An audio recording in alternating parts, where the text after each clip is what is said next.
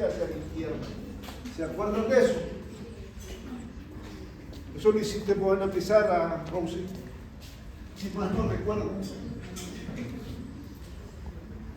De ahí teníamos la regla del teorema del límite central para recordarlo.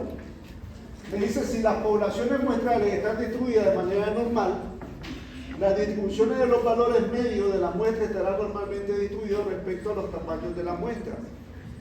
Si la población no es normal, la distribución de los valores medios de la muestra será aproximadamente normal respecto a un tamaño muestral grande.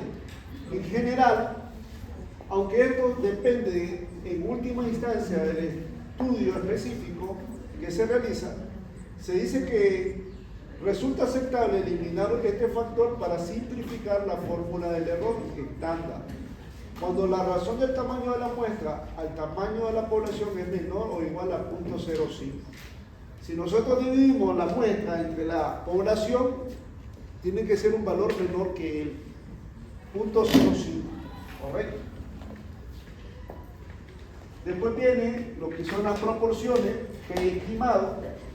En este caso dice que la distribución de este tipo indica cuán probable es un conjunto particular de proporciones muestrales dado el tamaño de la muestra y la proporción de la población. Con el tamaño de la muestra es 20 o menos. La probabilidad que los diferentes resultados posibles se puedan obtener directamente de una tabla de probabilidad binomial, simplemente convirtiendo el número de éxito a porcentaje. La distribución de muestreo siempre es igual a la proporción de la población. Si P estimado de la proporción muestral de éxito es una muestra aleatoria extraída de las poblaciones en la proporción de éxito es P en este caso. La distribución P estimada del muestreo tiene una media de P. Y aquí tenemos la fórmula para lo que es la distribución normal, pero con la binomial combinada. Ahora, de ahí la condición, si n por P y 1 menos P es mayor que 5, exigidamente tenemos que aplicar la distribución binomial combinada con la normal. Correcto. De ahí viene lo que es la proporción. Dice que tenemos xy dividido entre n.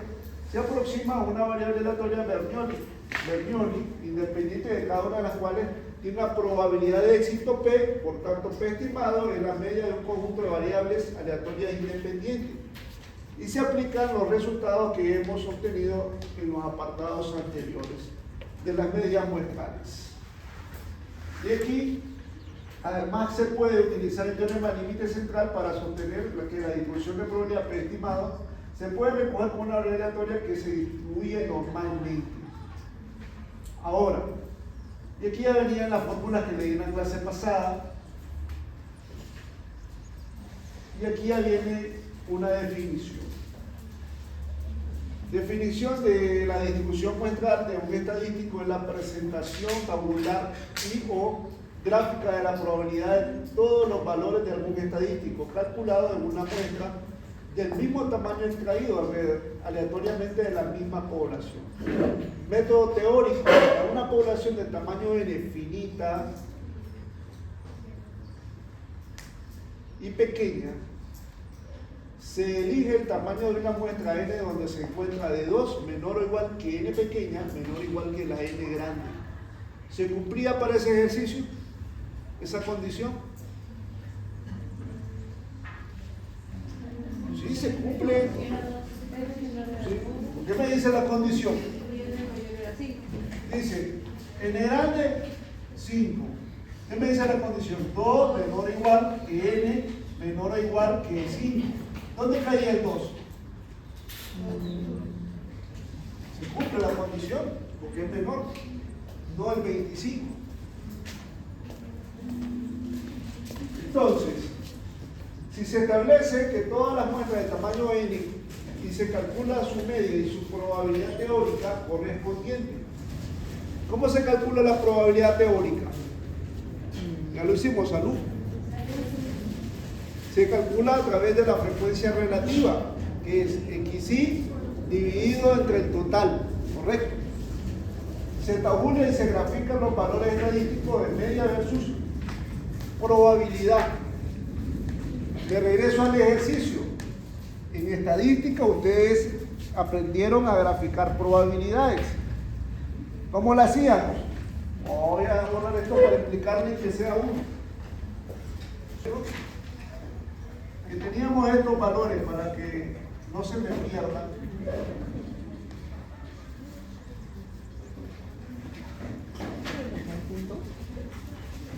Para que no digan, voy a recordarle a ustedes, porque eso lo vimos. Decía así: supongamos que tenemos XY y tenemos la probabilidad. Supongamos que tenemos 0, 1, 2, 3. Aquí tenemos punto 125. Aquí tengo punto 32.5. Aquí tengo punto 32.5 y punto 125. ¿Cuánto suma todo eso? Tiene que dar uno. ¿Cuánto da esa suma?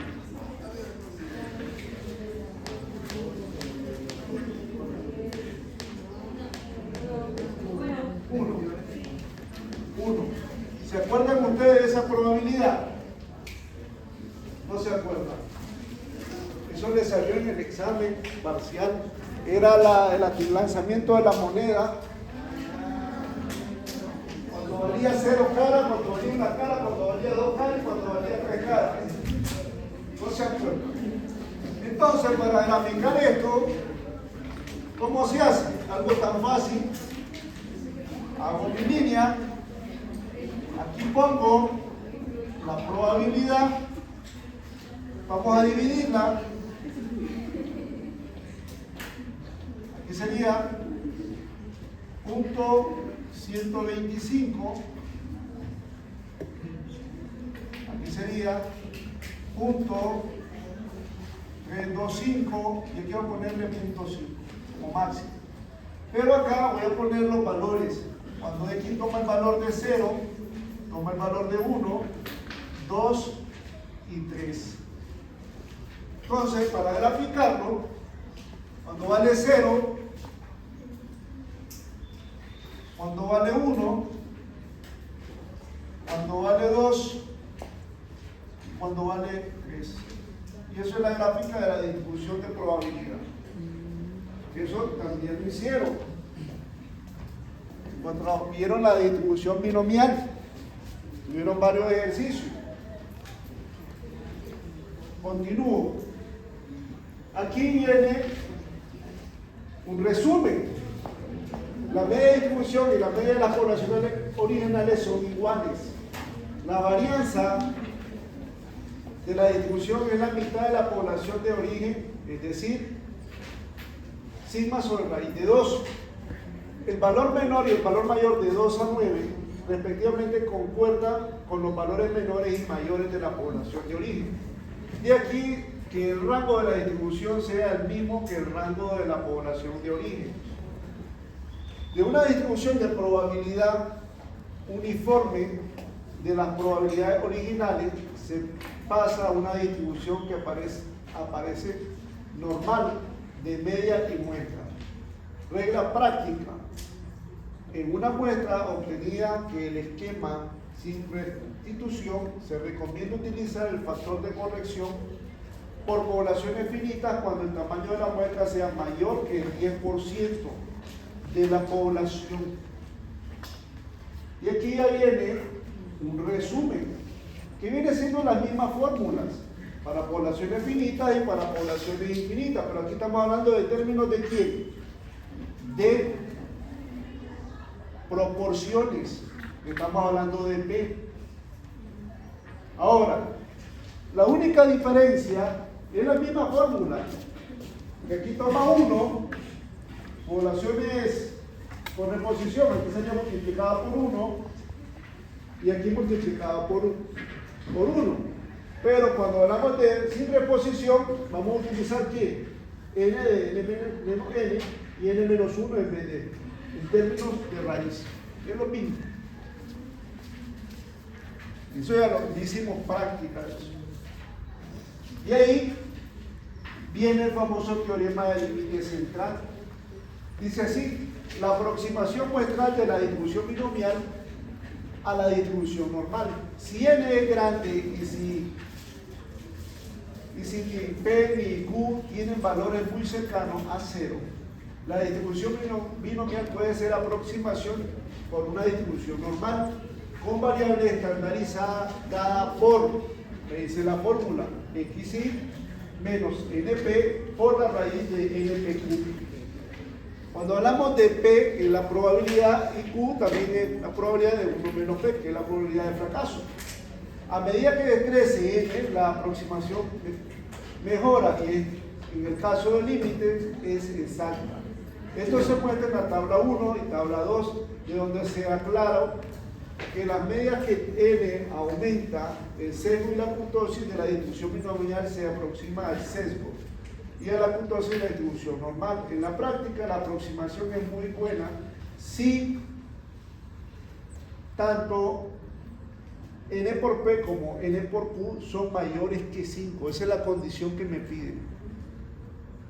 N por P o N por Q sea mayor que 5. Esa es la única condición. Si no se cumple esa condición, no puedo aplicar esa fórmula. Salud. Llegó temprano. Y aquí vengo y pongo la tabla 1, distribución binomial. La media es NP, la varianza es NPQ. La desviación estándar es NPQ por el término de raíz. El coeficiente de momento de sesgo es Q menos P sobre la raíz NPQ.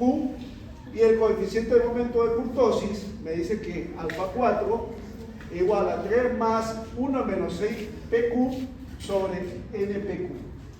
Allí solo vamos a trabajar en términos de probabilidades. Si me dan un P, yo puedo encontrar el resto, porque Q es 1 menos P. Ahora, para la distribución normal, ¿qué me dice? Mu, varianza. ¿Conocemos esa fórmula? Sí, la vimos en estadística descriptiva y la acabo de poner yo en la pizarra, estadística descriptiva. Tenemos la desviación estándar, el sesgo 0 y el coeficiente de momento de kurtosis es directo, es un valor 3.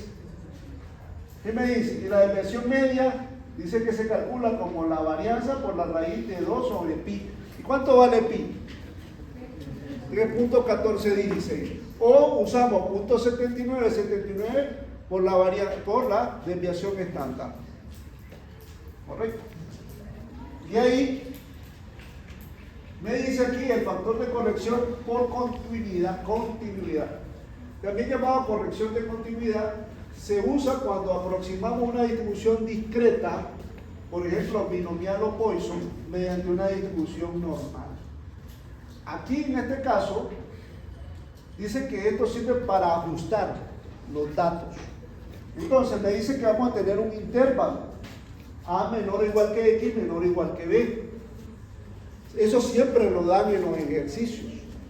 Ahora, A menos 0.5 menos mu sobre la desviación estándar. Menor o igual que Z, B más 0.5 menos mu de desviación estándar.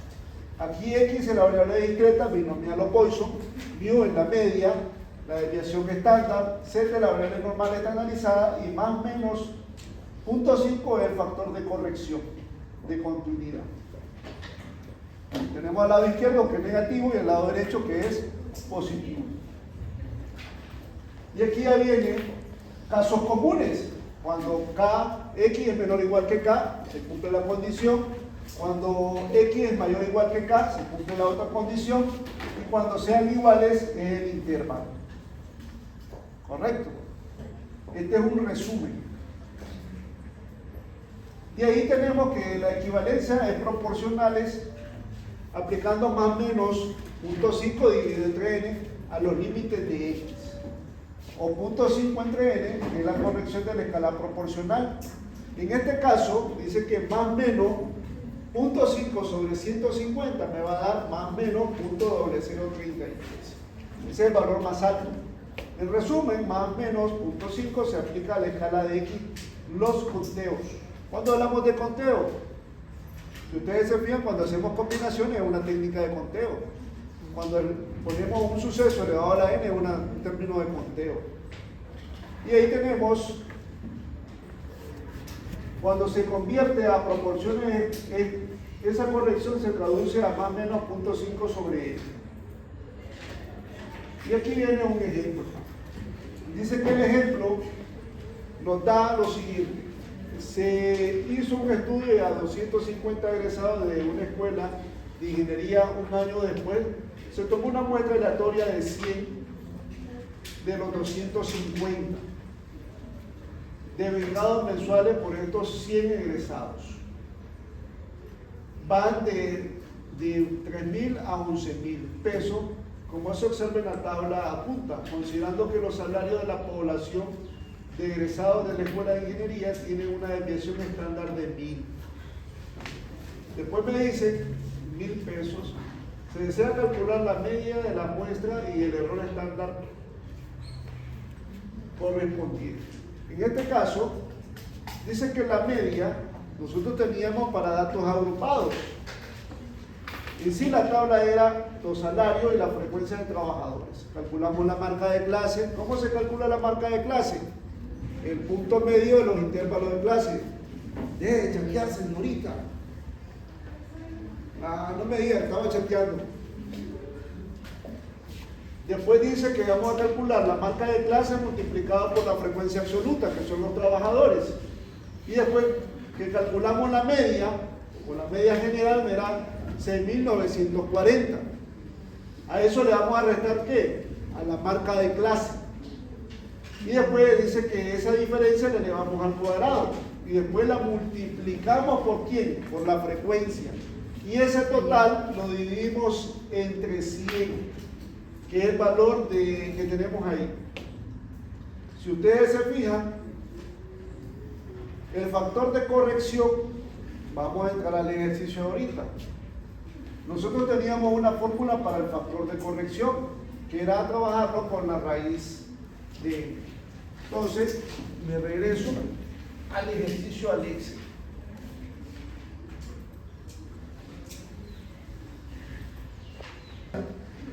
Dice que el factor de corrección viene siendo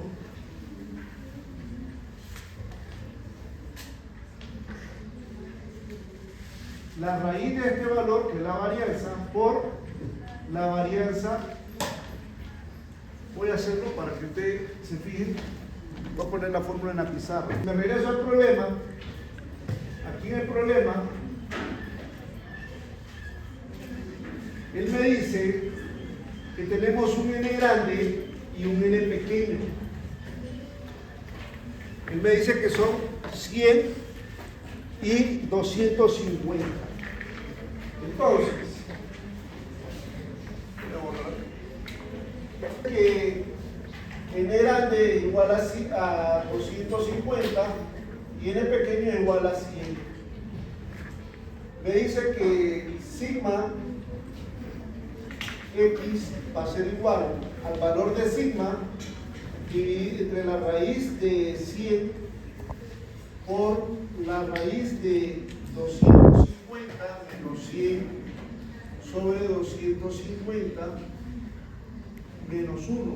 Y este sigma nosotros ya lo encontramos en el ejercicio como tal, que nos daba en este caso este valor.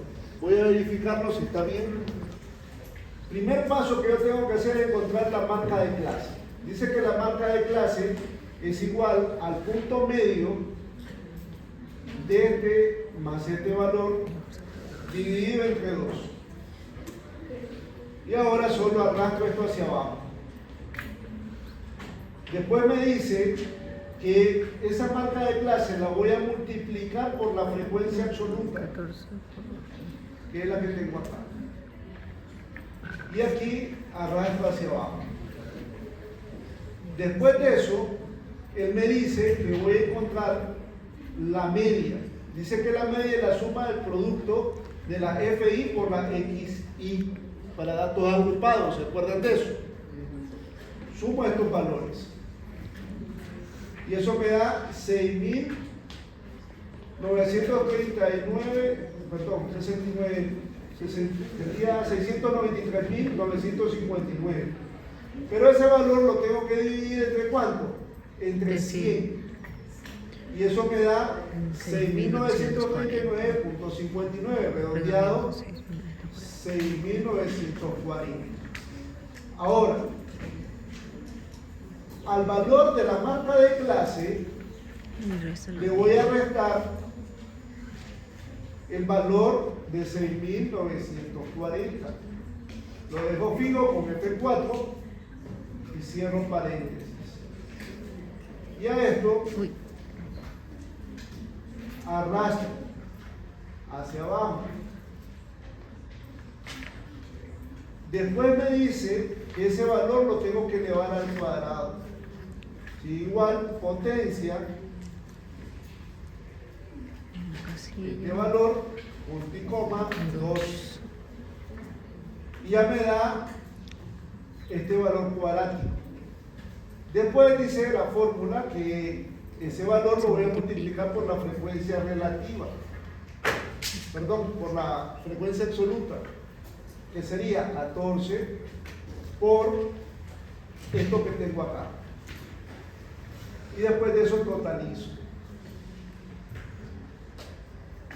Y ahora tengo que encontrar la suma de todo esto. Muchos están pensando, ¿de dónde sacó esos valores? ¿Cómo hace esa cosa? Cuando ustedes vieron estadísticas descriptivas, vieron lo que era la construcción de tabla de distribución de frecuencia. Vieron la media y la varianza para datos agrupados. ¿Se acuerdan de eso? Borro esto de acá. Voy a recordarle para que ustedes tengan la sumatoria de FI por la marca de clase dividido entre I. La segunda fórmula que teníamos era el cálculo de la varianza. Era igual, decía la regla, la sumatoria de FI por XI menos X media al cuadrado dividido entre N menos 1. ¿Se acuerdan de esa fórmula? Y la desviación estándar, o sea, S, era la raíz de la sumatoria de FI por XI menos X media al cuadrado dividido entre N menos 1.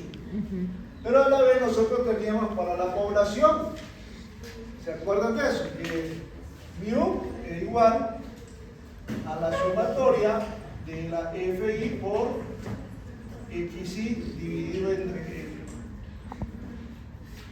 Ahora, sigma de la poblacional era, con la varianza, la sumatoria de FI por la XI menos mu al cuadrado, todo esto dividido entre N mayúscula.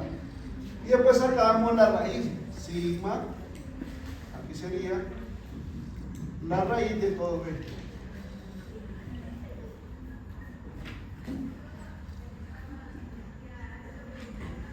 Y eso lo vimos en estadística descriptiva.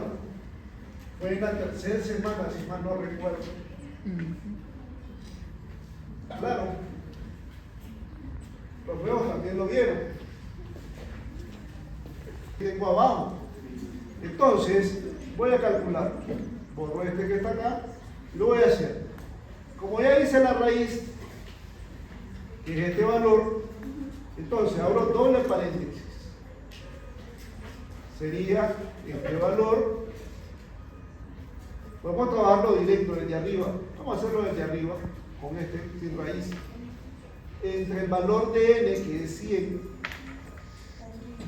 por, abro dos paréntesis, coloco el factor de corrección.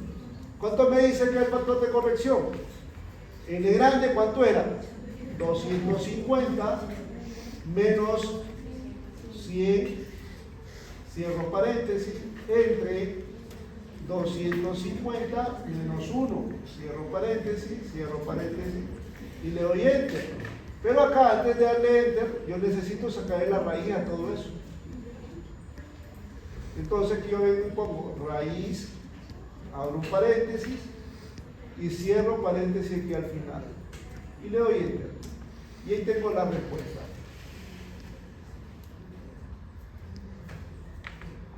Que es el factor de corrección.